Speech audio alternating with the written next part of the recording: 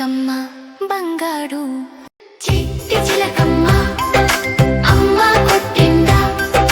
తోటకెళ్ళావా పండ్లు తెచ్చావా గూట్లో పెట్టావా గుటుక్కుమన్నావా గూట్లో పెట్టావా గుటుక్కుమన్నావా చిట్టి చిలకమ్మ అమ్మ కొట్టిందా తోటకెళ్ళావా పండ్లు తెచ్చావా గూట్లో పెట్టావా